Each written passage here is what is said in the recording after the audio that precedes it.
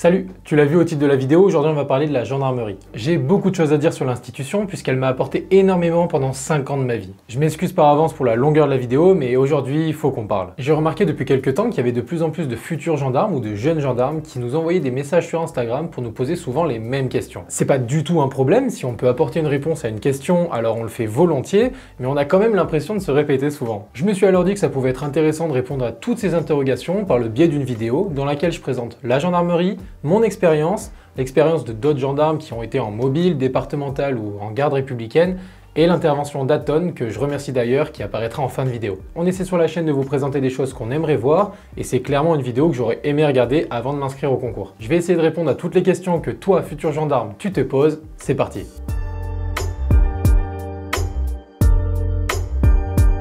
Je vais pas te faire toute l'histoire de la gendarmerie parce qu'ici on s'en fout pour la vidéo. Par contre, je vais t'expliquer en gros ce que c'est. Pour commencer, à partir du moment où tu te renseignes sur la gendarmerie, il faut savoir à quoi tu peux prétendre ou non. Si tu souhaites découvrir le métier de gendarme sans avoir trop de responsabilités, être accompagné, être guidé par des gendarmes, je t'invite à te renseigner sur GAV, gendarme adjoint volontaire. Je ne dis pas que tu n'as pas de responsabilité en tant que GAV, mais procéduralement parlant, t'en as moins. Certains GAV en unité font le même travail que certains sous-officiers, mais n'ont pas les mêmes prérogatives. En tant que GAV, tu as moins de prérogatives parce que tu as moins de formation. Tu peux être gendarme adjoint volontaire sans le bac après quelques épreuves de sélection, comme un test psychotechnique, un test de compréhension de texte, un test de culture générale, pour ensuite aller en école afin d'être formé pendant plusieurs semaines à aller sur le terrain. À la fin de ta scolarité, ta moyenne générale compte vraiment. En gros, si tu as eu des bonnes notes et que tu finis bien classé, tu pourras prétendre aller où tu veux en France, enfin si les places disponibles te le permettent bien sûr. Si par contre à l'inverse tu finis dans les derniers de ta promotion, de ta classe en fait, eh bien tu prends forcément ce qui reste après que tout le monde te soit passé devant. Tu le sais peut-être déjà, mais en gendarmerie il existe différentes subdivisions. Waouh! Tu le sais peut-être déjà, mais en gendarmerie, il existe plusieurs subdivisions d'armes. La gendarmerie mobile, la gendarmerie départementale et la garde républicaine. Pour l'instant, je vais juste te parler de la gendarmerie départementale, puisqu'en sortie d'école GAV, t'as accès qu'à ça, sauf cas exceptionnel, mais c'est assez rare, donc je vais pas t'en parler. Je te l'ai dit, à la fin de ta scolarité, tu choisis ta zone géographique, plus précisément ton département, comme le Puy-de-Dôme, l'Ain, n'importe quoi. Mais en plus de ça, tu fais des vœux. Et ces vœux, c'est les unités dans lesquelles tu souhaites atterrir en gendarmerie départementale à la fin de ton école. Il y en a une chier, mais les plus connus sont la brigade de gendarmerie, le PSIG, ou alors les unités motorisées. La brigade de gendarmerie, elle est chargée de l'accueil du public et de surveiller jour et nuit différentes communes, qui retrouvent les plaintes, les enquêtes administratives, les enquêtes judiciaires. En gros, c'est le cœur du métier. En peloton de surveillance et d'intervention, PSIG, tu feras des patrouilles pour intervenir en renfort des brigades ou pour faire face à des événements particuliers comme des interpellations, recherche de malfaiteurs, plein de trucs. Mais ça, c'est sur le papier et je te donnerai ma vraie vision du PSIG tout à l'heure. Et les unités motorisées, du coup, c'est les gendarmes à moto, les PMO, les pelotons d'autoroute, tout ça, tout ça. En général, c'est souvent tes notes à l'école qui feront que ton vœu est accepté ou non. En gros, si tu veux aller en PSIG mais que t'es nul en sport de combat, et qu'en plus de ça, tes tirs sont lamentables, et à côté d'un mec qui est bon partout, t'auras moins de chances d'y aller. Ça, c'est pour GAV. Parlons sous-officier maintenant. Et si tu veux savoir la différence entre GAV et sous-officier, en gros, le gendarme adjoint volontaire, c'est l'équipier du sous-officier, il le seconde. Ton but, c'est d'aider. C'est très bien pour débuter, mais arrive un moment où tu te dis que t'en as marre de seconder, t'as envie de prendre plus de décisions, avoir plus de responsabilités, être chef de patrouille, diriger des enquêtes. Du coup, dans ce cas-là, tu passes le concours sous-officier. D'ailleurs, tu peux prétendre à être gendarme sous-officier en passant le concours en étant gendarme adjoint volontaire, c'est ce qu'on appelle le concours interne. Ou si tu as le bac, tu peux passer le concours en externe. Les deux concours n'ont rien à voir. Enfin si, un peu. Le premier te demande de créer un dossier sur ce que tu as fait en tant que gendarme adjoint volontaire et de répondre à des questions sur différentes études de texte, alors que l'autre à côté, c'est simplement une dissertation sur un sujet de société aléatoire. Et parfois, ils sont vraiment pas simples. Après ça, tu as une épreuve de sport, une rencontre avec une psychologue, une épreuve orale, et qui sont pas les mêmes, je crois, pour les deux concours. Au moment où moi je l'ai passé, j'avais 3 chances en interne et 3 chances en externe vu que j'avais le bac. Et je t'invite à faire la même chose, comme ça, tu as 2 fois plus de chances. Bref, tu passes ton concours, tu arrives en école, et hop, 9 mois de formation. Ou un peu moins, ça dépend des années, ça change souvent. Tu apprends des tonnes de trucs. Intervention professionnelle, police judiciaire, sécurité routière, parcours du combattant, sport de combat. Pour donner une idée, je te renvoie vers la vidéo que j'ai faite pour ma formation en école gendarmerie. À la fin de ta scolarité, pareil qu'en GAV, ton classement compte énormément, voire plus. Là où en GAV, tu ne choisissais que des coins de la France, ici en sous-officier, tu choisis ta subdivision d'armes et ta région. En gros, si ton rêve c'est d'aller en gendarmerie mobile, de faire du maintien de l'ordre, d'aller en outre-mer pendant 3 mois, d'intégrer un peloton d'intervention, de garder le palais de justice à Paris, non, normalement personne ne veut faire ça. Bien dans ce cas-là, je t'invite grandement à tout donner en école. En gros, si t'es 16e au classement final et qu'il y a que 10 places mobiles, tu croises juste les doigts pour que les gars devant toi ils prennent pas ces places-là. Et c'est pareil pour la gendarmerie départementale ou la garde républicaine. Et d'ailleurs, la garde républicaine, c'est simplement une subdivision d'armes dans laquelle tu assures la sécurité C'est quoi déjà? Tu assures des missions d'honneur et de sécurité au profit des plus hautes autorités de l'État. Ok. Dans les 3 cas, donne-toi à fond. En parlant de la gendarmerie départementale d'ailleurs, si tu souhaites intégrer un psyg en sortie d'école sous-officier, bah tu ne peux pas directement. Pas comme en GAV. Tu devras intégrer une brigade pour ensuite prétendre aux sélections pour intégrer le psyg s'il y a des places bien sûr. D'ailleurs, si c'est ton inquiétude, les places mobiles à la fin de l'école, elles partent pas tout le temps en premier. Des promotions, ce sera les premières à partir, d'autres promotions, ce sera les dernières à partir. Autre chose, si ton objectif c'est le GIGN ou une antenne GIGN, il n'y a pas de subdivision d'armes précise dans laquelle il est plus simple de s'entraîner. Enfin si, mais c'est surtout ta motivation qui va compter. Factuellement oui, en mobile et en républicaine, tu as plus de temps pour t'entraîner. Et même en républicaine, tu es tout le temps à Paris, t'as pas tes déplacements, donc tu peux gérer tes séances de sport, gérer ton alimentation. Alors qu'en mobile, pour gérer son alimentation, c'est un peu compliqué parce que tu pars tout le temps à droite à gauche et tout. En gros, ce que j'essaie de te dire, ce n'est pas parce que tu es en gendarmerie départementale que tu ne peux pas t'entraîner pour le GIGN et postuler pour les tests. Bref, j'avais sous-officier, c'est fait. Il existe aussi la réserve, les officiers, tout ça, mais moi je m'y connais pas assez et j'ai la flemme de dire de la merde là-dessus.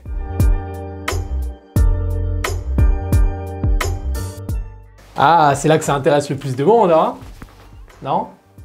Ok. De toute façon, vous êtes venu que pour attendre. Pour ma part, juste après le bac, j'hésitais encore entre la gendarmerie et la police. Le côté militaire, rigueur et discipline m'a plus attiré en gendarmerie. Mais ça veut pas dire qu'un policier peut pas être plus rigoureux ou discipliné qu'un gendarme. C'est clairement le mot militaire qui m'a fait prendre ma décision. Il y a des avantages et des inconvénients dans les deux. Du coup, j'ai passé le concours GAV avec brio pour ensuite intégrer l'école de gendarmerie Tulle pendant 3 mois. Ça doit plus être 3 mois maintenant, moi c'était il y a 5 ans. J'ai pas le meilleur souvenir de cette période-là, mais je suis quand même resté en contact avec des cadres ou des élèves avec qui j'ai passé ces 3 mois. À la sortie de l'école, j'ai donc fait mes vœux et en premier choix, j'ai demandé à un psyg. Et tu me connais, vu que physiquement je suis un monstre, et ben je l'ai pas eu. Vraiment en plus, je l'ai pas eu. J'avais beau être bien classé et avoir des bonnes notes, mon ordre de mission c'était quand même une PMO vers chez moi et j'étais dégoûté. Moi je voulais pas une PMO, tu vois, je voulais l'adrénaline et la castagne du psyg, tu vois. Mais j'ai quand même eu une chance de fou puisque le dernier jour, vraiment le dernier jour, j'étais en civil, ma valise elle était prête, ma mère elle m'attend sur le parking et tout avec la voiture. Il y a un cadre qui vient me voir et qui me dit que le gars qui devait aller en psyg finalement ne peut plus y aller. Je sais plus pour quelle raison, et du coup j'ai la chance de pouvoir prendre sa place, donc voilà, changement d'ordre de mission, tout ça, je vais en psy.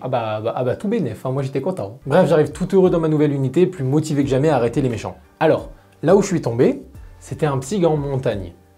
Et ça voulait dire que des fois je pouvais faire des inters de fou malade, tu vois. Mais seulement des fois.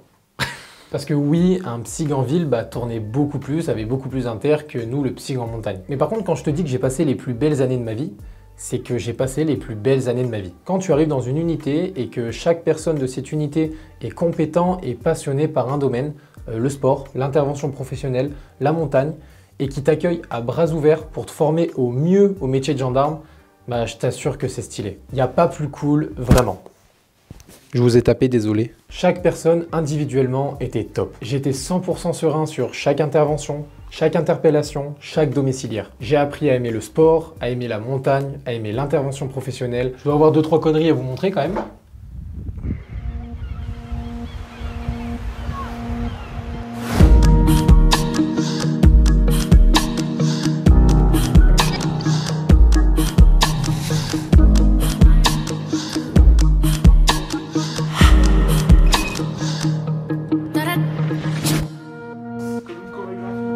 Désolé pour la qualité du montage, ça date un peu, mais ça vous donne une idée des années de rêve que j'ai pu passer là-bas. Se lever tous les matins avec le sourire parce que tu sais que ta journée va être géniale, je t'assure que c'est le pied. J'avais pas besoin d'être dans une unité de malades. Le simple fait d'avoir une bonne équipe, ça suffisait, vraiment ça suffisait. Après cette partie GAV, j'ai décidé de devenir sous-officier. Alors j'étais tout fier quand je me suis inscrit au concours sous-officier, par contre je faisais pas le malin arrivé à la première épreuve. Mets-toi à ma place. 800 personnes à gauche, 800 personnes à droite, 800 personnes devant, 800 personnes derrière. Et j'exagère même pas sur les chiffres.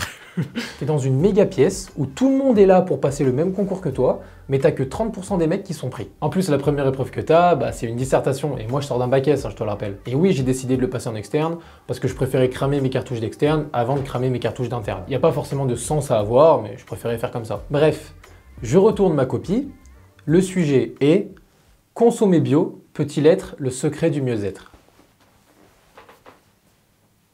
Je te le dis tout de suite, j'ai posé le stylo, je me suis dit c'est mort. C'est mort. J'ai une gueule à consommer bio ou même à connaître ce que c'est que le bio. Alors oui, maintenant je connais, mais à l'époque pas du tout. Donc bon, j'ai fait ce que j'ai pu, j'ai privilégié la forme de ma dissertation plutôt que le fond. Et la note, tu l'as que quelques temps après, et à titre d'information, la note éliminatoire à l'écrit, c'était 6 sur 20. Donc moi j'étais large de ouf parce que j'ai eu 6,5 sur 20. Allez! Allez, prochaine étape, le sport. Hein. Là, faut charbonner. Là. Je dis ça, mais tout le reste s'est très bien passé. J'ai eu 20 en sport, 18 en psychotechnique, 19 à l'oral. Bref, j'ai largement rattrapé mon 6,5. Du coup, j'étais prêt à rentrer en école. Ma moyenne générale faisait que j'étais validé pour rentrer en école. Et quelques mois après, j'ai reçu ma convocation qui me disait que je rentrais à l'école de gendarmerie de Tulle, encore une fois. Ça m'allait bien, j'aimais bien l'école. Bref, c'est parti pour 9 mois d'école où l'objectif était clairement de finir dans les premiers. J'ai eu la chance d'être hyper bien entouré, donc j'ai pu m'améliorer en police judiciaire grâce à certaines personnes, et moi de mon côté, j'ai amélioré ces personnes-là en intervention professionnelle vu que j'étais un peu plus calé là-dedans. Point important, en école, il faut être prêt à vivre en collectivité pendant 9 mois, H24, avec les mêmes personnes, sur un esprit de compétition. Parfois, ça peut être un peu compliqué, il y a toujours un peu des tensions. Même moi, alors que j'étais gentil.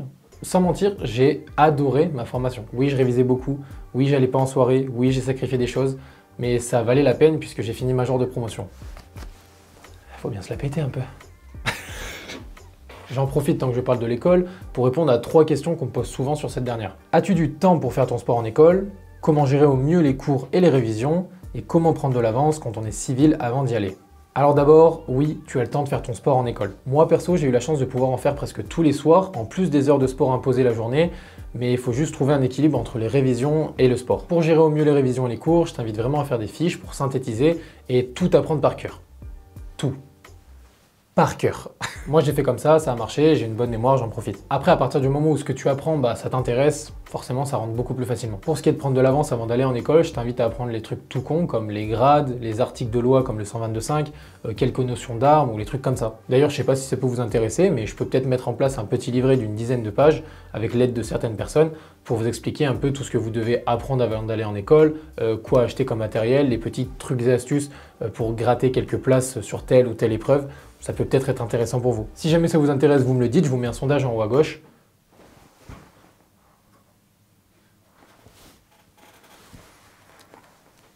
En haut à droite. Attention, je ne dis pas que ma parole est la meilleure ou que tout ce que je dis est vrai, mais bon, j'ai appliqué des petites méthodes et j'ai fini bien classé.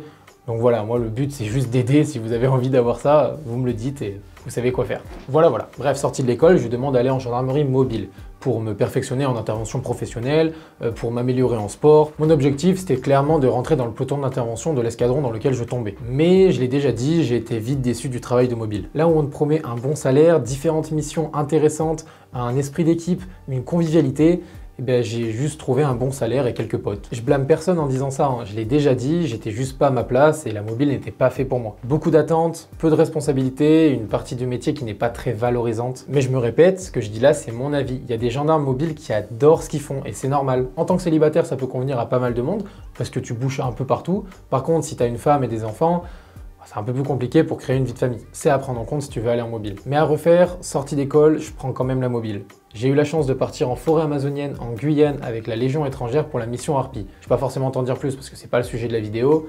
Tu tapes sur internet, Harpie, tu vas facilement trouver ce que c'est. Juste 2-3 mots, c'est une putain d'expérience. Récemment sur Instagram, j'ai demandé aux forces de l'ordre qui nous suivaient de répondre à des questions. Et si tu ne nous suis pas encore, fais-le pour répondre à quelques questions et que vous n'ayez pas que mon avis et mon expérience dans cette vidéo. Ça fait un peu mégalo, je trouve. Les gendarmes que vous allez entendre viennent de différentes subdivisions d'armes, de différentes unités. Ils n'ont pas le même passé et ni les mêmes motivations. Et c'est ça qui est cool, justement. J'avais eu l'idée de faire ça en présentiel, autour d'une table, mais avec le Covid, c'est carrément compliqué. Du coup, messages vocaux, tu connais. Bref, let's go. Écoute, je vais bien. Je vais bien. Je pense que quand on a la santé, on va globalement bien, on peut le dire. Je suis super motivé, je suis en train de préparer plusieurs stages en même temps. L'été arrive en plus, donc là, pour le coup, je suis carrément à fond. Bah écoute, ça va plutôt bien. Là, je reviens d'une mission à Saint-Martin, donc on est heureux. Tranquille, tout va bien. Eh bien pour moi, être force de l'ordre, déjà, c'est un rêve d'enfant. Je suis absolument pas issu d'une famille militaire, mais j'ai toujours dit, moi, à mes parents que je finirais gendarme, et ça a été le cas. Bah écoute, pour moi, être force de l'ordre, c'est, ça porte bien son nom, hein, c'est être la force de l'ordre, c'est être le bras armé de la loi, le bras armé du pays. Et quand on parle de bras armés, c'est pas obligatoirement armé dans le sens armé avec une arme, hein. Ça peut être armé d'intelligence, de patience, de discernement. Donc pour moi, être force de l'ordre, c'est avant tout rendre un service au public, rendre un service à la nation et pouvoir servir mon pays. Quand on part sur intervention, quand on part en mission, on a eu trop d'exemples récemment, on sait très bien que il y a un risque qu'on revienne pas. Faut l'avoir intégré, faut l'accepter. Donc c'est déjà quelque chose de très beau. Être un membre des forces de l'ordre, pour moi, c'est une personne qui aide la population, qui sert la population et qui écoute la population. Moi, si j'ai choisi ce métier, c'est pour aider les gens principalement. J'adore le contact humain, j'adore parler avec les gens. Très bonne question qui revient souvent au concours d'entrée en école gendarmerie. Pourquoi? Tout simplement parce que la gendarmerie offre ce côté militaire qui est encore assez unique. C'est être militaire, pour moi, c'était une obligation par rapport à la mentalité qu'on a, les valeurs qu'on nous a apprises. Il y a un respect de la hiérarchie et des grades qui me tenait à cœur. Les premiers cours qu'on a en gendarmerie quand on rentre en école, c'est des cours de déontologie qui nous expliquent qu'on se devra d'être exemplaire, que ce soit en tenue ou même en repos. Pourquoi la gendarmerie? Pour la simple et d'ailleurs très bonne raison que je viens de l'armée de terre, dans laquelle j'ai servi durant 6 ans, d'abord en régiment conventionnel, puis au sein des FS. Et ne se discutait pas, je souhaitais poursuivre au sein d'une institution militaire, chose que je n'aurais pas retrouvée très certainement au sein de la police nationale. Pour le côté plus rural également, je ne me voyais pas du tout être à Paris et ses banlieues pendant une dizaine d'années. C'est assez simple, j'ai plusieurs membres de ma famille donc, qui sont en gendarmerie. J'ai grandi en caserne, j'ai vécu toute ma jeunesse entouré de gendarmes, donc ça s'est fait assez instinctivement. Honnêtement, je te dirais le sentiment du devoir accompli. C'est tu rentres chez toi le soir et au cours de ta journée de garde, au moins t'as pu aider quelqu'un, t'as pu peut-être sauver une vie, mener une enquête qui t'aura permis de retrouver les auteurs d'un crime ou d'un délit.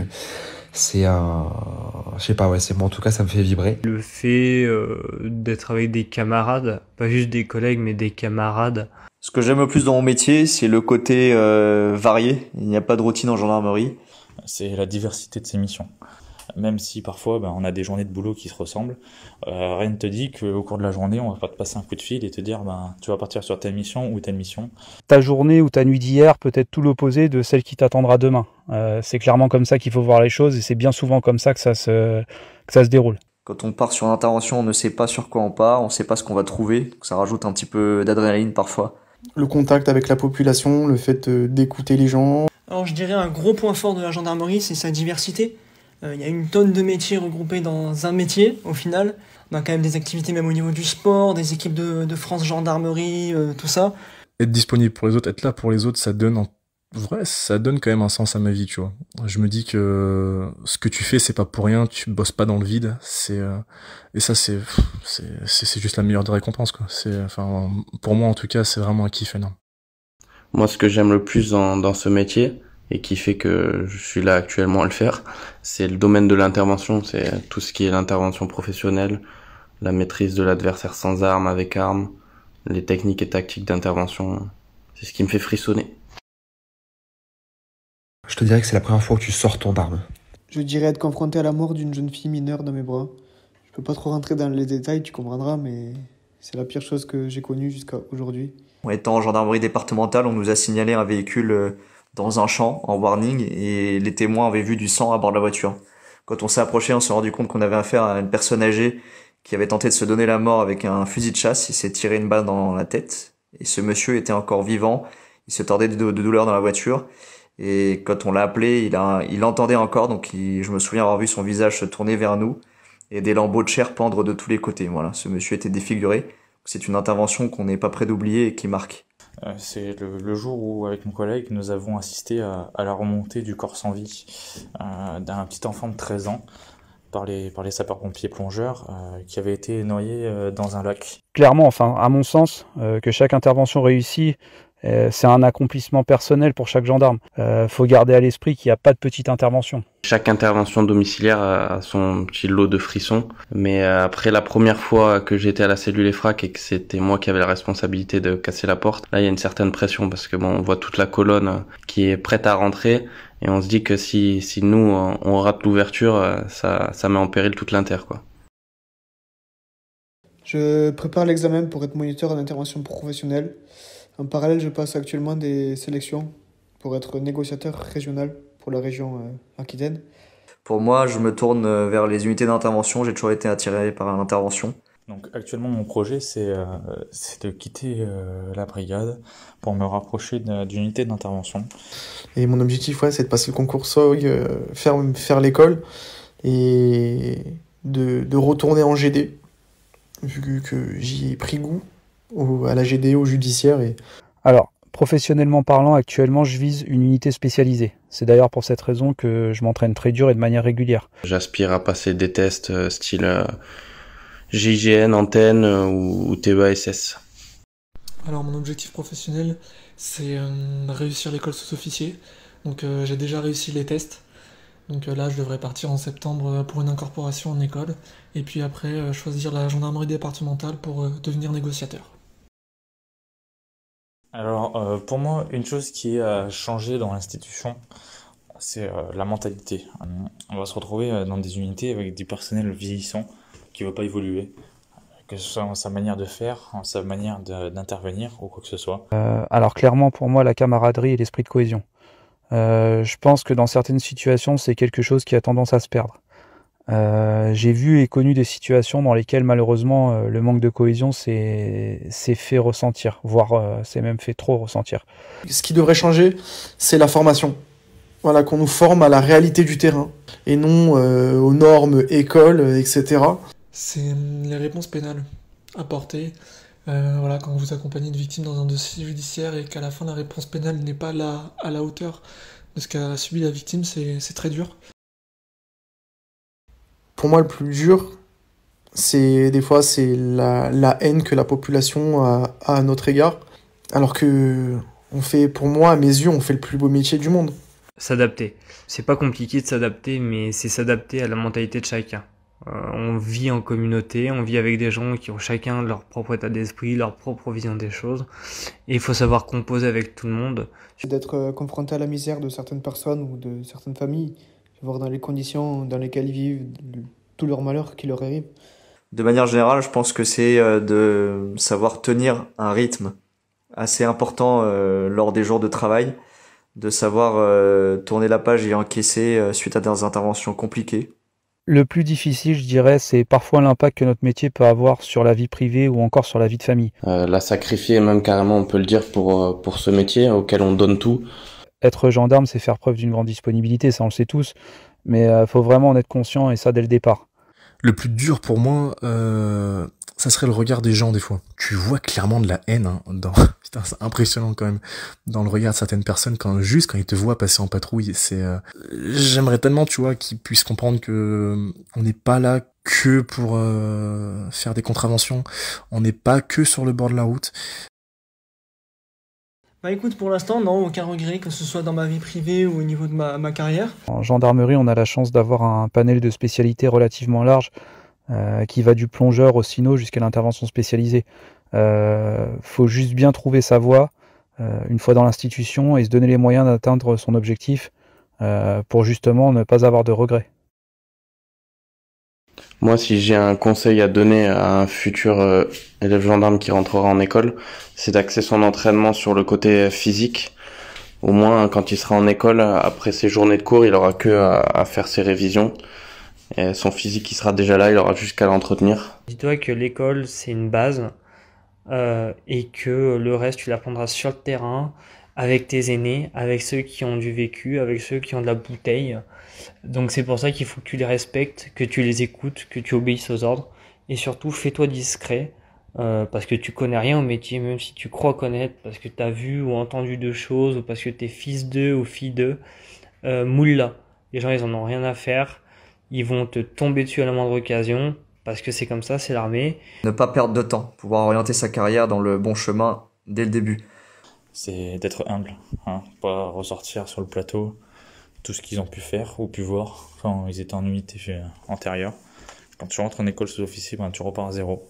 Tu traces la tête comme tout le monde, tu traces comme tout le monde, tu t'habilles comme tout le monde et tu es au même grade que tout le monde. On s'en fout de ce que tu as fait avant, du quel âge tu as et des compétences que tu as pu avoir.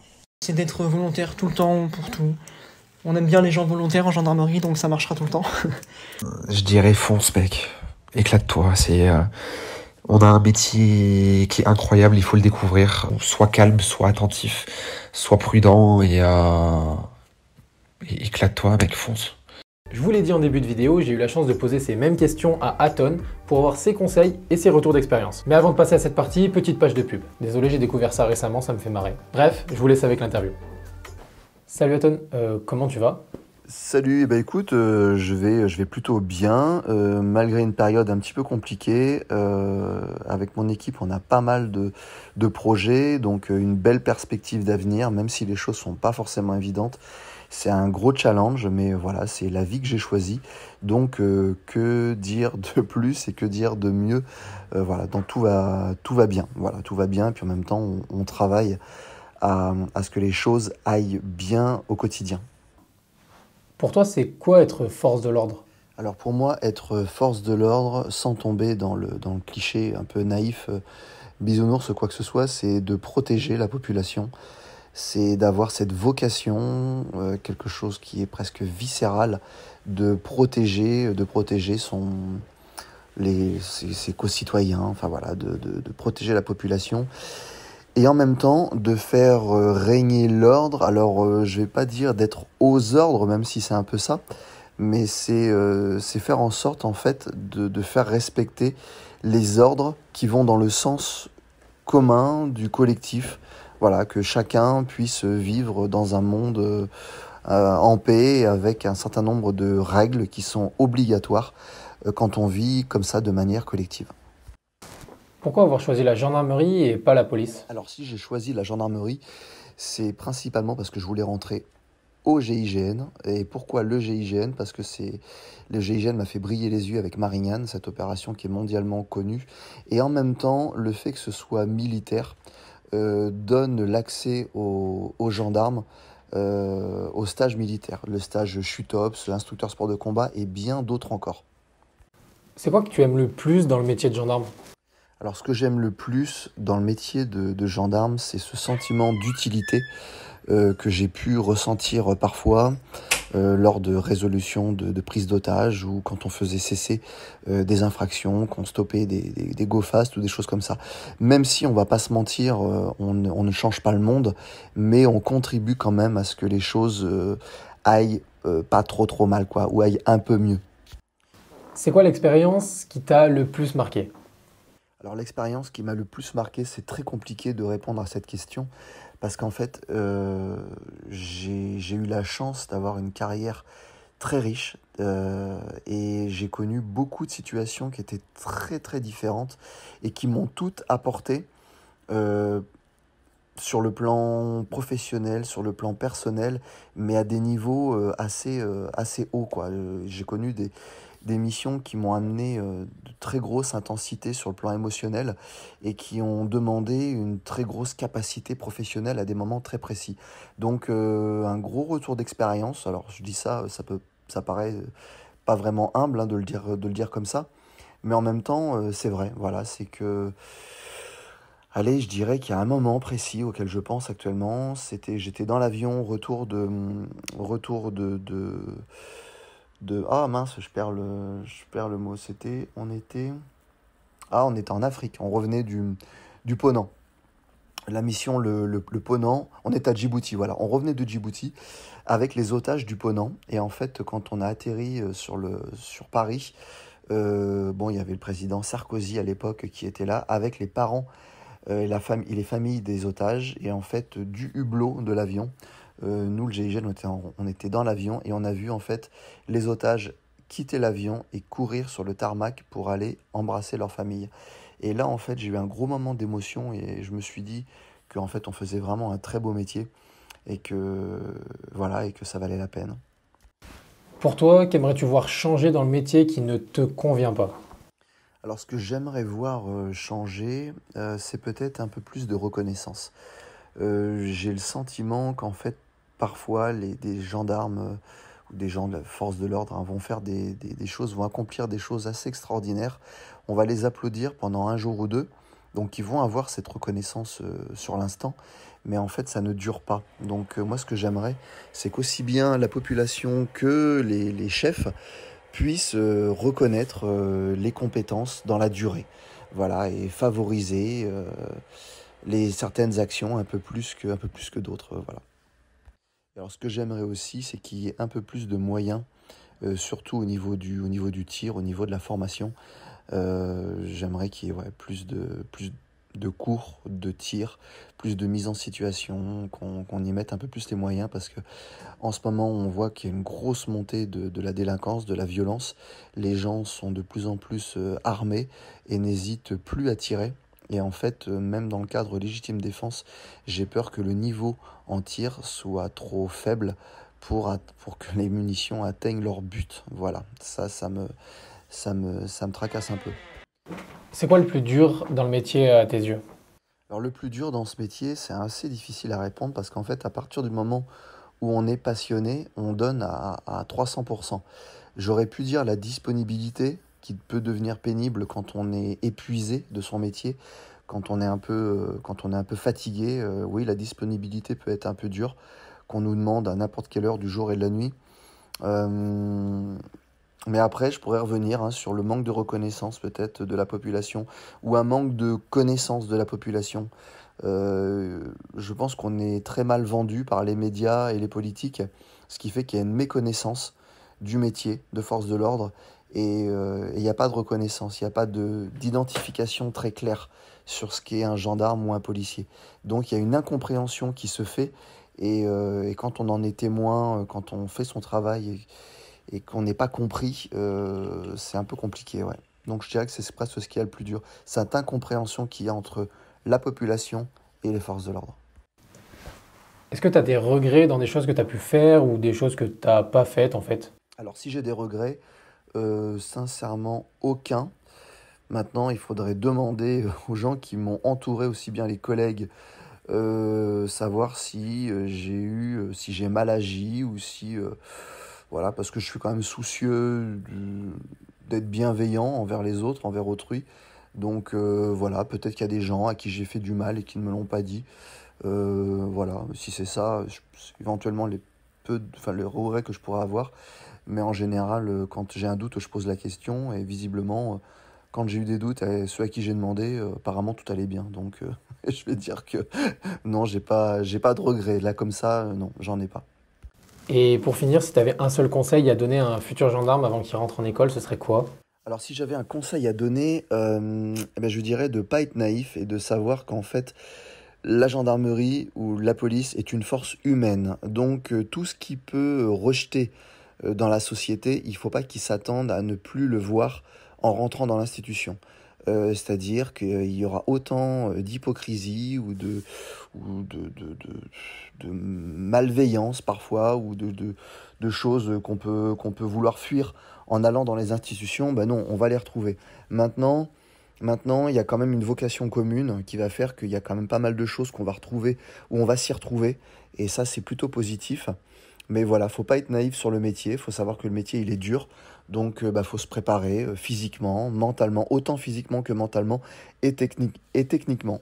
Et sinon, c'est un très beau métier, à condition de suivre ses idées, de rester fidèle à ses idées, que ces idées soient bien en adéquation avec les institutions, et à partir du moment où on a bien ordonné ses principes, ses idées, et que c'est en adéquation avec l'institution, il ne faut pas se compromettre pour obtenir. Et par là, je veux dire de ne pas se compromettre pour obtenir un grade ou pour passer devant les autres à se faire bien voir. Voilà, il faut rester fidèle à ses principes et faire la carrière que l'on souhaite, parce qu'en fait, quand on termine sa carrière, quand on l'a terminée, tout ce qui reste, en fait, c'est sa conscience. On aura beau avoir un beau grade, un beau galon, avoir de belles médailles, si on s'est compromis dans certaines choses qui ne sont pas les nôtres et qu'on a dû faire des choses qui n'étaient pas spécialement bonnes pour les autres ou pour soi-même, on le paye. Voilà, c'est tout ce qui reste. Quand on a bien agi, quand on est resté fidèle à soi-même, et en général, quand on quitte la carrière, quand on quitte la tenue, on est en paix avec soi-même. Et ça, c'est hyper important. Donc, moi, je dirais, voilà les gars, si j'avais à m'adresser aux jeunes, je dirais, voilà les gars, faites les choses en adéquation avec votre bienveillance et tout ce que vous avez de meilleur en vous. Voilà. Merci pour cette interview et puis au plaisir. De rien, à plus. Et voilà, j'espère que cette vidéo t'a plu, qu'elle n'a pas été trop longue pour toi, qu'elle a pu répondre à certaines de tes interrogations. Si tu as des questions, n'hésite pas, il y a un espace commentaire juste en dessous, ou alors viens nous parler sur Instagram, fais comme tu veux. Bref, c'était Clem, à dans 2 semaines pour une vidéo bien plus courte. Tchuss.